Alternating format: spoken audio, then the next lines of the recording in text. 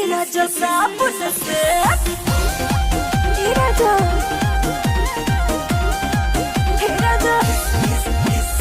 पहिया में धर के पीसे लचकी कुटवा पे काटे जैसे मधुमक्खी तनी पास आवा नॉटी गर्ल।